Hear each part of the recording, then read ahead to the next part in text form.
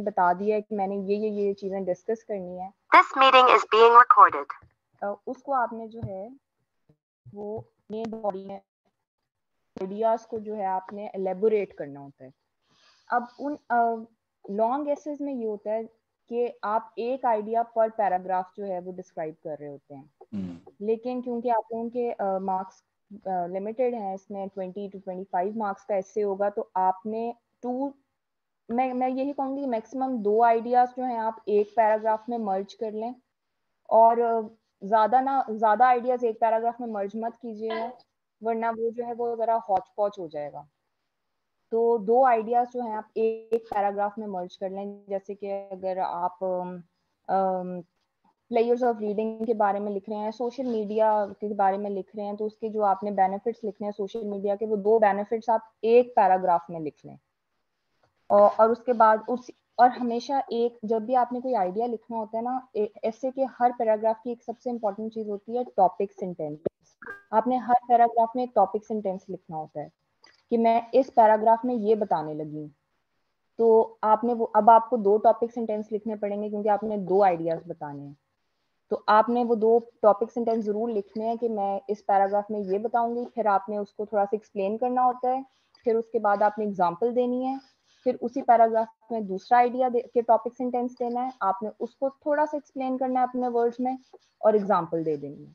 ये पैराग्राफ का main body के पैराग्राफ का स्ट्रक्चर है। इसे याद कर लेंगे तो वहां पे आप इसी तरह ऑटोमेटिकली आप ये काम करना शुरू कर देंगे। फिर जिस तरह एग्जाम्पल्स का पूछा गया, एग्जाम्पल्स आपके इर्द गिर्द हैं। आप लोग इतने पढ़े लिखे हैं कि आपको लॉस भी पता है, आप अपना लॉ यूज करें, अपना कॉन्स्टिट्यूशन यूज करें, उसमें आर्टिकल्स डालें, अपने इर्द गिर्द देखें, अपने इर्द गिर्द की चीजें उसमें डाल दें, आपके जो एग्जाम्पल्स हैं वो बन जाएंगी। आपके एग्जामिनर को ये नहीं चाहिए कि आप टेक्निकलिटीज में चले जाएं। इवन अगर आप इकोनॉमी पे भी ऐसे लिख रहे हैं, डोंट गो इन टेक्निकलिटीज, बस ऊपर ऊपर वाले फैक्ट्स और फिगर्स दें, दैट्स ऑल। ये इसमें ना जाएं कि भाई ट्रेड डेफिसिट कितना है, 11.7 billion dollars and all that. Trade deficit बहुत ज़्यादा है, वो परसेंटेज अगर आपको थोड़ी बहुत याद है इकोनॉमिक सर्वे से, तो वो आप थोड़ी बहुत चीज़ें जो हैं वो डालते जाएं, जो आप न्यूज़पेपर में रोज़ पढ़ते हैं, रोज़मर्रा की चीज़ कि पेट्रोल की कीमत इतनी बढ़ रही है, ये तो वो, इस तरह की एग्जाम्पल्स जो आपके रोज़मर्रा की ज़िंदगी में आपके साथ हैं। फिर ऐसे बहुत आसान हो जाएगा आपके लिए, मुश्किल नहीं रहेगा। मेन बॉडी में आइडियाज़ के अलावा मतलब आपने ये आइडियाज़ दे दिए हैं, ये आइडियाज़ कॉजेज़ के तौर पे भी हो सकते हैं और सॉल्यूशंस के तौर पे भी हो सकते हैं। उसके अलावा जैसे कि pros and cons of globalisation का ऐसे था, उसमें आपने प्रोज दिए, कॉन्स दिए, उसके अलावा आप रिकमेंडेशंस का भी दे सकते हैं। ये भी मेन बॉडी का पार्ट होता है। ऐसे को जब भी लिखें, मेन बॉडी लिखें या पूरा ऐसे लिखें, उसके अंदर कभी भी ये मत, रिकमेंडेशंस देते हो कभी ये मत लिखें कि इट शुड बी और इट मस्ट बी। ये बहुत इंपॉर्टेंट बात है, ये हम गलती कर जाते हैं और ये एग्जामिनर को बहुत इफेक्ट करती है कि हम जब ये लिखते हैं इट शुड बी और इट मस्ट बी, हमेशा ये लिखा करें कि it needs to be, it requires to be, कि हो सकता है, होना चाहिए। ठीक है। उसके अलावा मेन बॉडी में आप अपनी कोटेशंस, अगर आपके पास एग्जाम्पल में फैक्ट्स और फिगर्स नहीं है, कोटेशन दे लें। अगर आपको कोई कोटेशन याद है, रेलेवेंट कोटेशन, प्लीज अपनी कोटेशन को रेलेवेंट देखें। अगर कोटेशन रेलेवेंट नहीं है और आपको ऐसी एक आम सी कोटेशन एजुकेशन पे ऐसे और एजुकेशन, ऑनलाइन एजुकेशन पे ऐसे, और आपको वैसी एजुकेशन और नॉलेज पे कोई कोटेशन आती है और आप उसे लिंक नहीं कर पा रहे अपने पैराग्राफ से, तो मत दें। ये भी अनॉय करता है एग्जामिनर को बहुत ज़्यादा। ठीक हो गया। फिर मेन बॉडी के अलावा मेन बॉडी में और क्या चीज़ें आएंगी, आई गेस मेन बॉडी में यही चीज़ें आती हैं। इसके अलावा अगर आपको कोई क्वेश्चन है मेन बॉडी के बारे में तो प्लीज़ काइंडली आप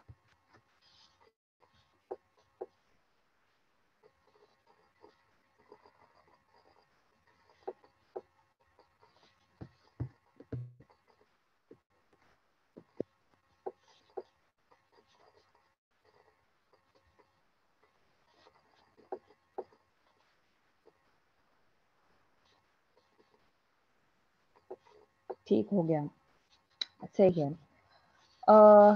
उसके अब हम कंक्लूजन की तरफ आ जाते हैं।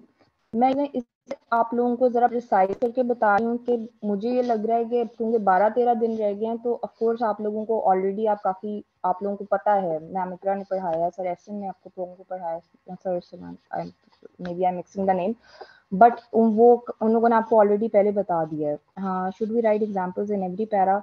Yes, in order to substantiate your paragraph हर आपको हर जो है वो पैराग्राफ में एग्जांपल देने की जरूरत है.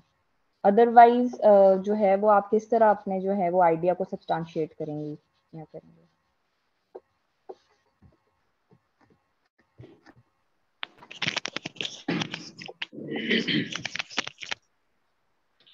मैम, जो हमने आउटलाइन पहले दी होंगी तो मेन बॉडी में सारी वो कवर करनी होगी, और सोल्यूशन भी सेम मेन बॉडी में ही उसमें देना होगा हमने. जी जी बिल्कुल. और वही उसी तक हद तक रहिएगा. अगर आप उससे आगे जाएंगे तो मोस्ट प्रोबेबली आपके एग्जामिनर ने वो आउटलाइन जो अगर आपने नीट में लिखी है तो उसने वो पहले पढ़नी है. उसके बाद ये भी हो सकता है कि वो आपका पूरा ऐसे ना पढ़े, वो कहे अच्छा मैं ये वाला जो पैराग्राफ है वो इसका पढ़ के देख लेता हूँ. उसको वो चीज मिलती ही नहीं है तो फिर भी वो आपको नंबर नहीं देगा. तो आपने जो आउटलाइन में लिखा है उसी को आप अपने ऐसे में प्रोड्यूस करें. जी ठीक होगा. हाँ जी. मैम, आउटलाइन बनाने का तरीका बताएं. हाँ जी, मैं आपको आउटलाइन बनाने का तरीका भी बता देती हूँ. मैं बता देती हूँ. एक्सक्यूज मी मैम, जी जी. लिखना मस्त मैम इसके साथ मैम इसके साथ एक और भी क्वेश्चन ले लें, वो ये कि सपोज जी जी. क्योंकि जाहिर सी बात है हम पेपर अटेम्प्ट कर रहे होते हैं, समटाइम कुछ चीजें जो है वो हमें फर्स्ट करें हमने अपनी वो तो लिख दिया जाहिर सी इंट्रोडक्शन बात है अपनी हम पेपर आउटलाइन, अटेम्प्ट कर रहे होते हैं. समटाइम कुछ वन चीजें बाय जो है वन वो जी. हम फर्स्ट मैम मैं ये कह रही थी कि अपनी आउटलाइन, वन बाय वन. जी जी मैं ये कह रही थी कि जी जी. जी मैम मैं फिजा ये कह रही आप थी कि नाइला को बोलिए ना, फिर उसके बाद जी. ठीक फिजा है. आप जी मैं ये कह रही थी कि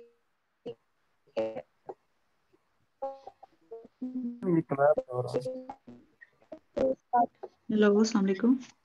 इस तरह कैसे चलेगा? आप लोग एक साथ बोलने लगे हैं.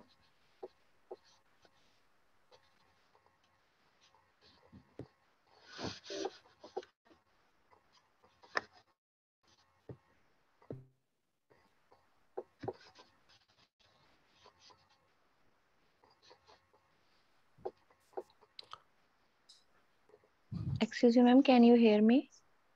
हाँ जी हाँ जी बिल्कुल, आप मैं आपको सुन सकती हूँ. मैम ये आउटलाइन के साथ का ही मेरा एक क्वेश्चन है एडजेसेंट टू आउटलाइन, वो ये कि देखें हम एक ह्यूमन बीइंग है और पेपर हम कर रहे होते हैं, obviously lot of pressure, time management and all that. लेकिन मैम ये होता है कि सम टाइम हमने आउटलाइन बना जी ली, जी. लिख भी दी, लेकिन हमें अचानक से कोई ऐसी चीज याद आती है कि क्योंकि आपको पता है फिर चीजें हमारी रैम में आना शुरू हो जाती है ना पेपर के दौरान जब हम लिखना शुरू करते हैं, तो मैम कोई ऐसी चीज हमारे माइंड में आ जाती है जो हमने आउटलाइन बिल्कुल में बिल्कुल. मेंशन नहीं की. तो अब हम फिर मतलब और हम चाह रहे हैं कि हम इससे लिखें ताकि हमारा एक अच्छा इम्पैक्ट जाए एग्जामिनर पे, और ऑब्वियसली वो उसको यानी हिट भी करती है जो टॉपिक दिया हुआ है. तो मैम फिर उसको मतलब उसका कोई चांस है एडजस्टमेंट का? हम्म. अगर इफ यस तो कैसे करें उसको? अच्छा नाइला, अनफॉर्चुनेटली रिमोर्सफुली जो भी आप समझे, आउटलाइन जब आपने एक दफा लिख लिया है ना, तो फिर उसके बाद अगर आप उसे उसमें कुछ भी ऐड ऑन करेंगी ना तो वो बड़ा गंदा इंप्रेशन जाता है. आप फिर वो भी जो भी आपका वो पॉइंट है ना, आप उसको लेट गो कर दें, उसको छोड़ दें, ना लिखें. जी मैम ठीक है. मैम वैसे ये अगर हो अगर सकता है कि मैं हम ऐसे अगर हम ऐसे करें ही एंड पे मतलब सारा टाइम हम अपनी मतलब साथ साथ आउटलाइन लिखते जाए ना रफ पे, और हम एंड पे जब हमें पता जी है कि जी. ठीक है बाकी पेपर कर लिया तो घंटा रह गया या 45 मिनट्स लाइक, तो फिर हम उसे अटेम्प्ट करना शुरू कर दें. और ये ऐसे की बिल्कुल टाइमिंग भी बिल्कुल बताइएगा कि ये किस बिल्कुल. टाइम हम अटेम्प्ट करना शुरू करें. मतलब ये हमें very start of the G G exam मतलब बिल्कुल. पेपर करना शुरू कर देना चाहिए या फिर एंड तक इसको एंड में जाके करना चाहिए? जी ठीक है. नाइला, मैंने जो किया था, मैंने क्योंकि एक जुडिशरी की अटेम्प्ट भी दी हुई है, सर जफर को पता है, तो I scored well in that as well. लेकिन ये था कि मेरा ना सिविल लॉ 1 में नंबर 2, 5 5 नंबर कम थे. हाँ, तो उसमें मैंने तो मेरी तो यही टेक्निक थी कि अब मैंने एंड में ऐसे के लिए 1 घंटा पौना घंटा रखा हुआ था। तो अगर जी आपकी एग्जैक्टली ऐसे इतना ही की टाइम बनेगा। हाँ जी, अगर आपकी स्पीड इतनी है ना तो आप पौने घंटे में ऐसे लिख लेंगी। और मैं आपको बताऊं कि जब आप एंड में ऐसे करेंगी ना, क्योंकि पहली चीजें इतनी ज्यादा टफ नहीं होती, एनर्जी कोई ड्रेन नहीं होती, वो आपकी आउटलाइन जो आपने रफ में की होती है उसमें ऐड ऑन होती रहती हैं चीजें। तो फिर आपके पास 45 मिनट्स होते हैं, आप उसमें ऐसे लिख सकते हैं। तो एंड जी में मैम कर लें ठीक है। बेहतर। जी मैम बेहतर है। ठीक है, thank you so much. You welcome, you most अस्सलाम वेलकम। वालेकुम। जी वालेकुम सलाम। अस्सलाम वालेकुम। मैडम जैसे ना लास्ट ईयर जो पेपर हुआ था एडिशनल डिस्ट्रिक्ट एंड सेशन जज का, उसमें ऐसे के हम्म, टॉपिक्स थे पाकिस्तान एंड इट्स नेबर्स, दूसरा था मुस्लिम ठीक है, कम्युनिटी, था ठीक है। एक और था जी हकूकुल्लाह एंड हकूकुल इबाद। तो अब यानी कि ये अगर उर्दू में है। जी हुकूकुल्लाह और हुकूकुल बाद उर्दू वाला, उर्दू ऐसे होगा। नहीं नहीं मैडम, इंग्लिश ऐसे की बात कर रहा हूँ। अच्छा अच्छा, ठीक उसमें हो गया, सही है। ये थे ना। अब मैं असल में हम्म, ये आपकी जितनी भी आप बता रही हैं ना टेक्निक, वो सारी हम्म, बिल्कुल ठीक है, वैलिड है, क्योंकि हमने भी वो सीएसएस में इसी तरह से इसको यानी कि जो है ना किया था, इसी तरह से उसको लेकर हम चले थे। तो मगर ये बिल्कुल। 20 नंबर का क्वेश्चन है अकॉर्डिंग टू यू और according to the requirement of this paper. ये तो रिक्वायर करता है कि जी 5-6 पेज यानी कि जो है ना लिख दो, इनफ है। अब पाकिस्तान एंड जी इट्स नेबर पे आप जी आ जाते हैं, तो आप एक जी पैराग्राफ में पाकिस्तान का ज्योग्राफी के हवाले से बता देते हैं कि ये किस जगह पे लोकेट कर रहा है और इसके नेबर्स कौन कौन से हैं। जी फिर एक एक पैराग्राफ में इंडिया है, चाइना है, अफगानिस्तान है, ईरान है, और इनके साथ आपके कौन दोस्त है, कौन इनके दुश्मन है। यानी कि इसमें तो इतनी वो हम्म, टेक्निकलिटीज तो है नहीं, सीधी सीधी सी यानी कि बातें अगर लिखे ना, तो एक एक यानी कि हाफ हम्म, पेज से पौना पेज तक का पैराग्राफ बन जाता है। तो ये 6-7 पेजेस, ठीक है। क्योंकि मैंने खुद भी ये लिखकर इसकी प्रैक्टिस की थी, 6-7 पेजेस का ना जो ना बड़ा इजीली बन जाता है। तो यानी कि इसी तरह ठीक से है। अगर हम देख लें, मुस्लिम कम्युनिटी है, मुस्लिम कम्युनिटी में यानी कि जो ना उसके प्लस पॉइंट्स ही हम बताएंगे, नेगेटिव पॉइंट तो हम कोई बताएंगे नहीं। हाँ जी, मतलब हाँ, मतलब अगर आप चाहे भी तो ये बता सकते हैं कि भाई वीकनेस कहाँ पे, वीकनेस जो है वो आपको देखने को मिल वीकनेसेस रही हैं, है, ओ क्यों आई मिल सी रही ओ आई सी वगैरह आगे। इसी तरह अगर है। हाँ हुकूकुल इबाद में आ जाए, तो अल्लाह ताला के हकूक हैं वो पूरे करने हैं यानी कि वो 2-3 पेज उस पे आ जाएंगे, 2-3 पेज हुकूकुल इबाद पे आ जाएंगे। तो जी यानी कि बेशक। ये एसेस जो है ना बेसिकली इतने ज्यादा वो नहीं है टफ या उस तरह से, हम्म, मगर इसमें सिर्फ और सिर्फ इंग्लिश और बॉडी लैंग्वेज, इंसान वो कैसे यानी कि ग्रामर यूज कर रहा है, कैसा लिख रहा है, बस इन चीजों से यानी कि जो है ना उसकी जजमेंट हो जाती बिल्कुल सही कह रहे हैं आप, बिल्कुल सही कह रहे हैं। तो सर, हनीफ नाम है आपका शायद, हनीफ नहीं है शायद, है। है जी ना? मैडम जी। तो आप क्वेश्चन क्वेश्चन कोई नहीं था, है ना? बेसिकली क्वेश्चन नहीं था, बेसिकली ये बस इस सारी यानी कि डिस्कशन डिस्कशन। का एक लुबे-लुबाब जो मैंने मेरे जी समझ में आया वो मैंने जी, थोड़ा सा एक्सप्लेन किया है, ताकि दूसरे दोस्तों को भी थोड़ी सी बिल्कुल अच्छी बात। आपने बिल्कुल सही कहा। हाँ जी, बिल्कुल सही कहा आपने, क्योंकि at the end of the day उनको भी पता है आपने 25 मार्क्स का ऐसे लिखना है, उन्होंने आपको ऐसे टॉपिक्स नहीं देने जिसमें आप जो है परेशान हो जाएं। बिल्कुल सही कह रहे हैं आप। हमने ना इसे खुद हवा बनाया हुआ है, ये हवा है नहीं, आता हमें सब कुछ है।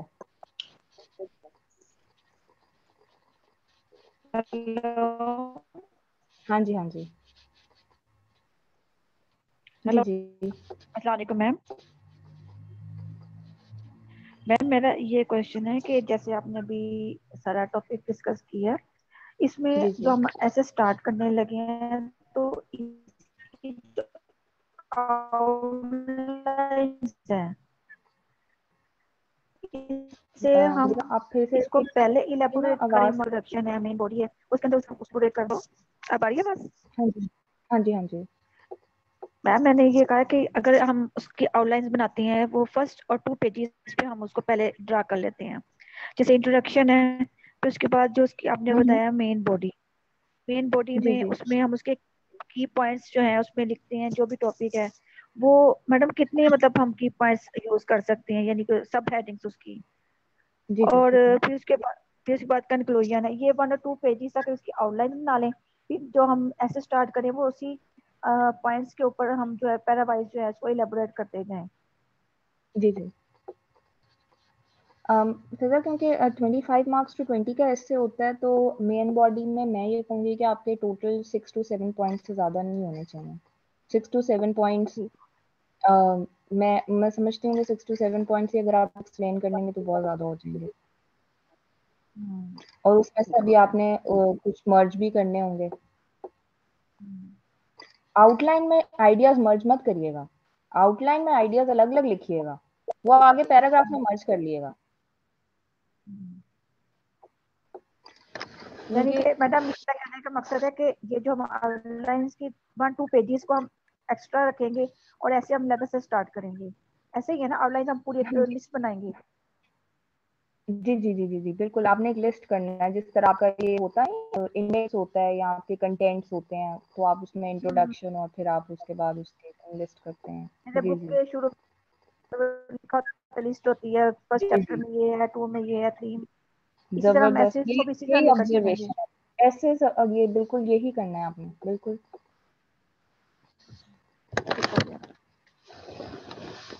अच्छा जी, और यहाँ पे क्वेश्चन आया है हाउ मेक सब आउटलाइन सब आउटलाइन, आई गेस आप कह रहे हैं कि उनकी सब हेडिंग्स।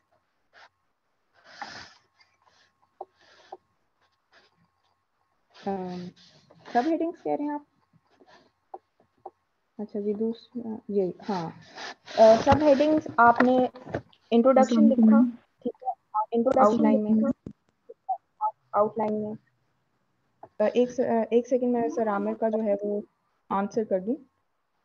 तो उसमें ये है कि आपने पहले आउटलाइन में लिखा इंट्रोडक्शन, इंट्रोडक्शन के नीचे अगर आप अपनी थीसिस स्टेटमेंट डालना चाहते हैं तो ठीक है, वेल एंड गुड, नहीं डालना चाहते ना डालें, इंट्रोडक्शन बस लिखें। इंट्रोडक्शन के बाद छोटी आउटलाइन बनाएं, छोटा ऐसे या छोटी आउटलाइन बनाएं। इंट्रोडक्शन के बाद नीचे आए, नीचे आपके जो मेन बॉडी है आपने वहां पे मेन बॉडी नहीं लिखना, आपने वहां पे अब आपके दिमाग में है कि मैंने मेन बॉडी के टॉपिक्स लिखने हैं, आपने पॉइंट्स लिखने हैं मेन बॉडी के, जैसे सोशल मीडिया के बेनिफिट्स और सोशल मीडिया के जो है वो प्रॉब्लम्स। तो आपने सबसे पहले लिखना है बेनिफिट्स ऑफ सोशल मीडिया, उसमें आपने 3-4 बेनिफिट्स लिख देने हैं, दैट्स ऑल। फिर आपने आ जाना है उसके इश्यूज पे, 3-4 इशू लिखें, दैट्स ऑल। फिर उसकी अगर आपने रिकमेंडेशंस का टाइम आपको लगता है कि ये लंबा नहीं होगा, लंबा अगर लगता है लंबा होगा तो रिकमेंडेशंस जो है ना वो आप कंक्लूजन में थोड़ी सी दे लें, नो नीड कि आप उसका एक अलग से एक टॉपिक बनाएं, वरना आपका ये ना हो कि टाइम जो है वो वेस्ट हो जाए। अगर फिर भी आप रिकमेंडेशंस देना चाहते हैं तो अलग से पैराग्राफ ही बनाना चाहते हैं तो सिर्फ एक पैराग्राफ में रिकमेंडेशंस दें कंक्लूजन से पहले, सिर्फ एक पैराग्राफ में, उसमें सारी आपने अपनी रिकमेंडेशंस दे देनी है कि इस तरह इस तरह इस तरह इस तरह। रिकमेंडेशंस में किसी किस्म की एग्जांपल देना चाहते हैं तो एक से ज़्यादा मत दें।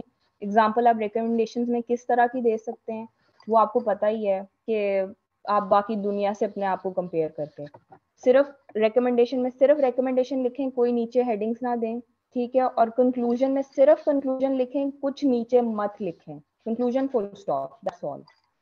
ये आपकी आउटलाइन है। उसके बाद जो भी आपने लिखना वगैरह है ना वो आप ऐसे के अंदर लिखें, इससे आपको ये एक तो फायदा ये होगा कि आउटलाइन में गलती कम से कम होगी अगर एग्जामिनर को आपने दिखानी है, और अगर आपको इंट्रोडक्शन में कई टॉपिक याद आ जाता है, आप अपनी कोई नई तरीके की थीसिस स्टेटमेंट बनाना चाह रहे हैं तो आप इंट्रोडक्शन में वो बना लेंगे। अच्छा जी, hope it has answered your question Aamir साहब। अच्छा जी, और मैम इकरा क्या है, मैम अगर लाइक कश्मीर इशू पे ऐसे आ जाए तो क्या इसमें बैकग्राउंड हिस्ट्री लिख सकते हैं? अच्छा, क्योंकि आप लोगों का ऐसे, फिर मैं वो बात करूंगी, आप लोगों का ऐसे छोटा है और कन्फ्लिक्ट और लाइक कश्मीर पे अगर इशू पे आ जाता है तो try to hit the nail in the head. वो इस तरह करें कि आप बहुत छोटा सा हिस्टोरिकल बैकग्राउंड दें, वो आप ये लिख दें कि Kashmir is a bone of contention between India and Pakistan since 1947, and they had a war they had fought 2 or 3 wars over Kashmir as well. ठीक है, आपने ये बहुत छोटा सा ब्रीफ सा हिस्टोरिकल इंट्रोडक्शन दे दिया, हिस्टोरिकल बैकग्राउंड दे दिया, जिससे उसको ये पता चल गया कि आपको पता है कि ये कन्फ्लिक्ट है और ये बहुत देर से आ रहा है और वॉर्स हो चुकी हैं इसके ऊपर, और साथ आपने फिर लिख दिया कि it's a nuclear flash point for nuclear flash point in south Asia, बस दैट्स ऑल। ज़्यादा हिस्टोरिकल बैकग्राउंड में ना जाए, आपके पास ना इतना टाइम है ना कि ऐसे में इतनी जगह है। अच्छा जी, और मेन बॉडी के बारे में क्या क्वेश्चंस हैं? ऐसे में टेंस स्ट्रक्चर पे थोड़ा गाइड कर दें प्लीज।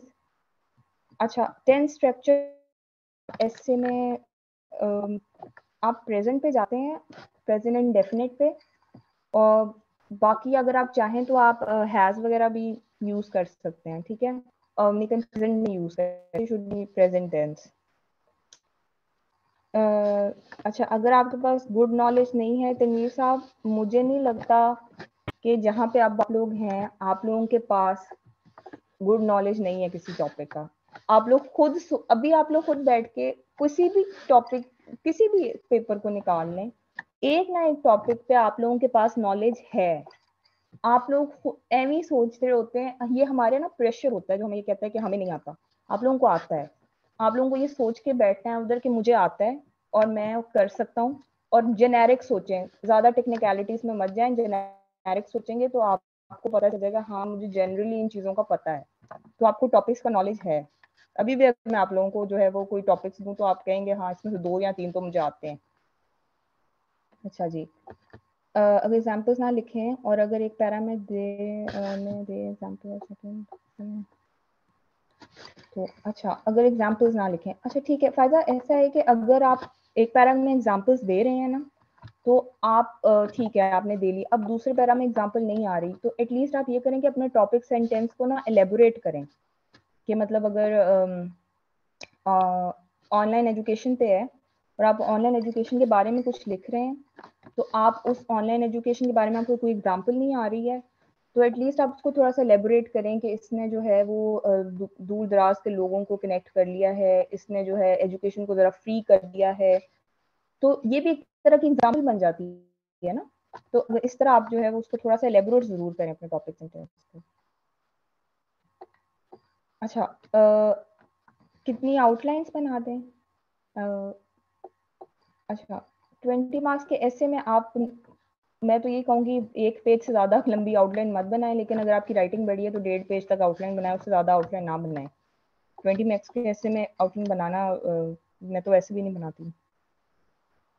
नहीं, बिल्कुल नहीं।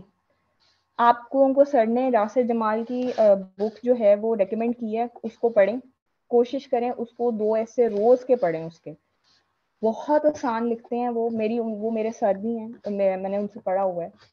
वो बहुत ब्रीफ ऐसे लिखते हैं और बहुत ज्यादा जो है ब्रीफ सेंटेंसेस लिखते हैं, उसमें गलती के चांसेस भी कम होते हैं, और इतनी इजी लिखते हैं कि 5वीं जमात का भी कोई बच्चा होगा तो वो भी पढ़ के उसको कहेगा कि हाँ ये बिल्कुल ठीक है। नासिर जमाल की बुक है, मुझे अब उसका, सर आप प्लीज काइंडली बुक का नाम और तस्वीर शेयर कर दिएगा कि आउटलाइन बनाने का क्या मेथड है। अच्छा जी, अजहर डील कह रहे हैं कि किसी टॉपिक की आउटलाइन बनाने का क्या मेथड है। ठीक है, मैंने ये शुरू में बताया इंट्रोडक्शन में कि जब मैं इंट्रोडक्शन पढ़ा रही थी उससे भी पहले कि जब आपके सामने कोई टॉपिक आएगा ना आपने उस टॉपिक को आपने कंस्ट्रक्ट करते हैं, एनालाइज करना है, डीकंस्ट्रक्ट करना कहते हैं उसे। आपने उस, जैसे कि मैंने एग्जांपल दी थी pros and cons of globalisation, तो आपने क्या करना है, आपने उस टॉपिक पेंसिल से प्रोज, कॉन्स और ग्लोबलाइजेशन को मार्क कर लेना है। आपको इससे पता चल गया है कि वो आपसे मांग क्या रहा है। वो आपसे प्रोज मतलब आपसे बेनिफिट्स और डीमेरिट्स ऑफ ग्लोबलाइजेशन पूछेंगे। यही आपके जो ऐसे की आउटलाइन होगा। आपने इंट्रो देना है, मेन बॉडी में आपने प्रोज और कॉन्स बताने हैं, और फिर उसके बाद आपने कंक्लूजन पे आ जाना है। अगर आपका दिल करे तो रिकमेंडेशन, मतलब ये मैं आपको ये बता रही हूँ कि अगर ये आप लोगों को ये स्ट्रक्चर याद रहेगा ना, ये यूज हो जाता है सारे टॉपिक्स में ऑलमोस्ट। अच्छा जी, हाँ जी, मंजूर मिर्जा साहब तो आई गेस अब नहीं रहे, वो भी बहुत अच्छे टीचर थे। बिल्कुल सही, ठीक हो गया। हाँ जी, समझ ग्लोबलाइजेशन का टॉपिक, मतलब मुझे आपकी बात नहीं समझ आ रही मैम। ग्लोबलाइजेशन का टॉपिक, कंप्लीट टॉपिक बताएं please. Pros and cons globalisation या मेरिट्स और एंड डीमेरिट्स ऑफ ग्लोबलाइजेशन, ये टॉपिक मैं बता रही थी।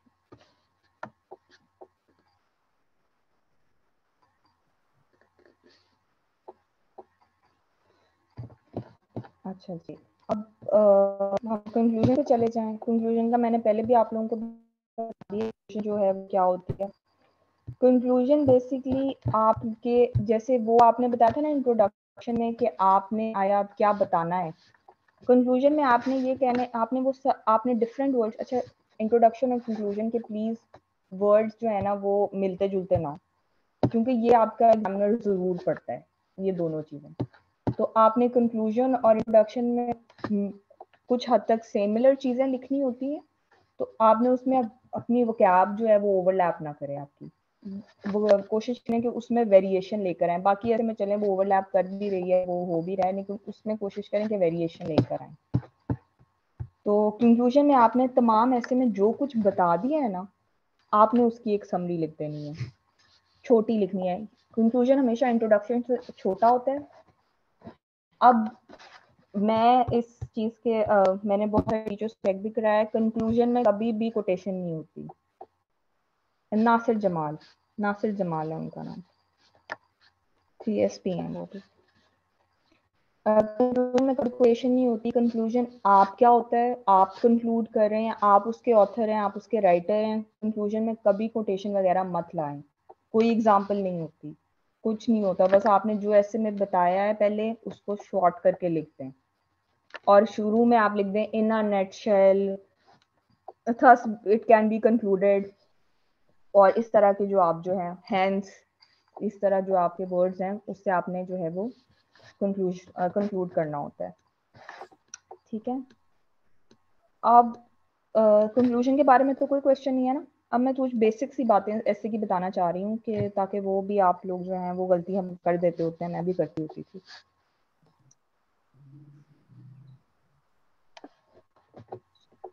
हाँ जी, कोई क्वेश्चन तो नहीं है ना कंक्लूजन के बारे में? गेस वो नहीं है। अस्सलाम वालेकुम मैम। वालेकुम सलाम। मैम कंक्लूजन में हम मतलब किसी भी वो ऐसे को वो सम अप कैसे करेंगे, मतलब आई कैन से दैट या माय पॉइंट ऑफ व्यू या क्या होगा? अस्मा मैं अभी यही बात जो डू एंड डोंट्स में ऐसे के आने लगी थी ना, अभी यही बात करने लगी थी। जो कंक्लूजन है ना उसमें आपने इस तरह करना है, उसमें कुछ बेसिक वर्ड्स होते हैं। Thus it can be concluded, ठीक है, thus it can be concluded in a nutshell, to sum up, इस तरह की टर्मिनोलॉजी यूज करते हैं। आप नेट पे जाएंगे ना, ये नेट बहुत बड़ा फायदा करता है आपके लिए। आप नेट पे जाएं, आप इससे लिखें कंक्लूडिंग पैराग्राफ जो है वो उसके फ्रेजेस आपको मिल जाएंगे, फ्रेजेस बहुत सारे फ्रेजेस मिलेंगे। तो ये कुछ जो मैंने बताए हैं ये तो कुछ अदद हैं, और तो ये आपने करना है। अब जो आप कह रहे हो ना थस आई कैन कंक्लूड, और ये मैं ये डोंट्स में बताने लगी थी। ऐसे में कभी फर्स्ट पर्सन मत यूज करें, I we us, never use it. ऐसे हमेशा थर्ड पर्सन में होता है, सेकंड पर्सन में नहीं यूज करें, थर्ड पर्सन में यूज करें। थर्ड पर्सन ये होता है कि आपने आवर वगैरह, मतलब आप थर्ड पर्सन, आपको पता ही है मैं किस तरह बताऊँ उनको। थर्ड पर्सन में आपने ऐसे जो है वो लिखना होता है, ठीक है। ऐसे को कभी भी आपने फर्स्ट या सेकंड पर्सन में मत लिखें, दे, ये वो, इस तरह के वर्ड मत लिखें। उसको थर्ड पर्सन में लिखें। पाकिस्तान है, पाकिस्तानी कंट्री है, हमारी कंट्री है, which is facing economic challenges, तो आप यहाँ डेथ नेल बन जाता है। मैम पूरा ऐसे थर्ड पर्सन में कैसे लिखा जा सकता है? कहीं वही या वर तो आ ही जाता है कि हम ऐसे नहीं करें तो नहीं नहीं ऐसे हो जाएगा। बिल्कुल बिल्कुल नहीं लिखा जाए। आपने ये जो ये मिस्टेक है, हम लोग जो है ना वो देती के और आवर करके, तो मैम ये आपकी पर्सन में आपने थे। मैम आपकी आवाज नहीं आ रही, डिस्ट्रैक्शन आ अब आवाज आ रही है? जी मैम आ रही है रही। आवाज। Yes ma'am.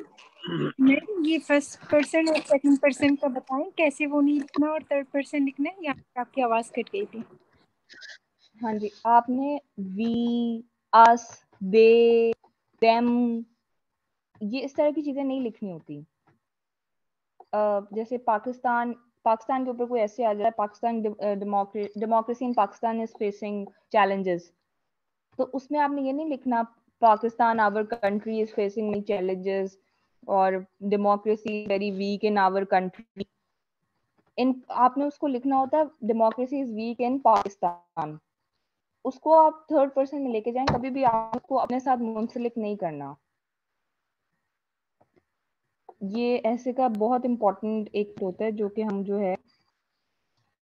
वो नहीं ध्यान रख लेते हैं। Right ma'am. आप लोग नासिर जमाल के ऐसे जो है ना वो 2-2 3-3 दिन में घोल के पी लें।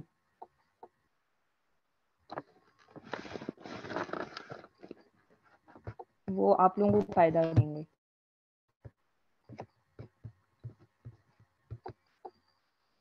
अच्छा, और ऐसे में एक चीज जो क्योंकि ऐसे इंग्लिश का पेपर है तो इसमें आप लोगों की ना ग्रामर ठीक होनी चाहिए, और ग्रामर ठीक रखने का जो है वो सबसे आसान तरीका ये है कि सेंटेंसेस छोटे लिखें।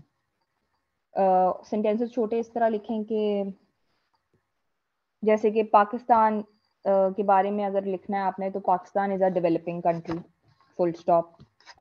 Pakistan is Pakistan economy Pakistan economy is progressing day by day. इस तरह आपने ना शॉर्ट वर्ड्स, शॉर्ट सेंटेंसेस लिखने हैं। जितने शॉर्ट सेंटेंसेस होंगे उतना कम गलतियों का चांस होगा। ठीक है, इससे आपका जो है ये फायदा रहेगा। आप सेंटेंसेस लिखें। हमें जो है ना वो लॉयर्स को आदत होती है हमें बहुत लंबे लंबे सेंटेंसेस लिखने के। हाँ जी, बे, बून, हाँ जी, हाँ जी, हाँ जी, बिल्कुल बिल्कुल एक बात है। कॉन्फिडेंस इशू है थोड़ा, हाँ, कनेक्टिविटी डेवलप करनी नहीं आ रही होती। आप कनेक्टिविटी बताऊं, आप आइडिया से आइडिया निकाला करें। मतलब अगर pros and cons of globalisation है आपने इसमें, या प्रोज एंड कॉन्स नहीं है, कोई और हम टॉपिक लिख लेते हैं, कोई और टॉपिक मुझे बताएं, मैं इसके बारे में बताती हूँ। ठीक है,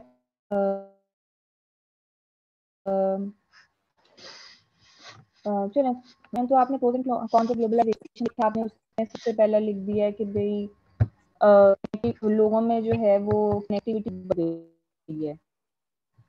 दूसरे टॉपिक, अब आपने दूसरे आइडिया जमा करना है तो हम कनेक्टिविटी डाल ही नहीं आ रही होती, हम उसको जो आपने फिर बताऊं क्या करना होता है, या तो आप जब एरिया कम कर रहे हैं ना तो उसका जो लास्ट सेंटेंस है उसमें हमें दूसरे आइडिया को मेंशन कर देना होता है।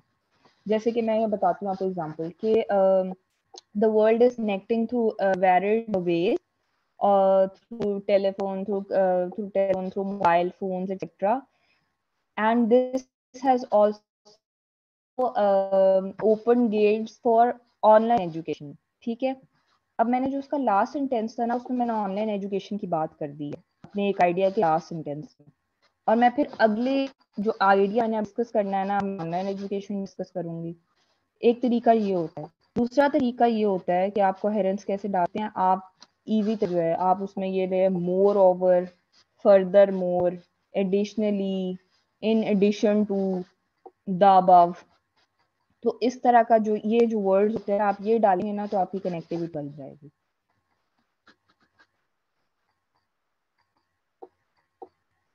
ठीक हो गया। और अब ऐसे के बारे में और क्वेश्चंस? एग्जाम्पल जब हमने लिखी है तो एग्जाम्पल को हाईलाइट करें। जब हम एग्जाम्पल, हमें जब अपनी एग्जाम्पल पे ग्रिप होके हमें एग्जाम्पल बहुत अच्छी आती है तो हम उसको हेडिंग बना के फिर लिखें। अच्छा, ऐसे जो होता है ना जो आपने लिखना होता है, आउटलाइन हेडिंग्स बनाते हैं, मार्कर भी यूज करते हैं। ऐसे हमेशा एक पेन से लिखा जाता है, कोई मार्कर नहीं। वो जो एक पेन का रंग है ना उसी पूरे रंग से आपने वो पूरा ऐसे लिख देना है। उसमें कोई हाईलाइटिंग वगैरह नहीं करनी होती।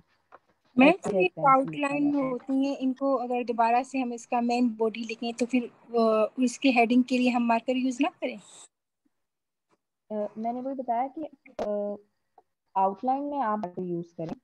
जो ऐसे आपने लिखना है ना, जो आपने आउटलाइन इज समथिंग ऐसे अनदर, मतलब जो एलेबोरेट आपने अपनी आउटलाइन करनी है, ऐसे जिसे कहते हैं, उसमें कोई मार्कर नहीं यूज होता। आउटलाइन में आप मार्कर करनी है। अगर पूछा मैम जाता है मैंने अच्छा है मैम बुरा फिर उसी नहीं। आउटलाइन को डिस्क्राइब करना होता है ना, एक्सप्लेन करना होता है। तो जो एक आउटलाइन के बारे में हम लिखते हैं तो मैम उसमें हेडिंग ना डालें जब तक कि दूसरा हम हेडिंग आउटलाइन स्टार्ट ना करें।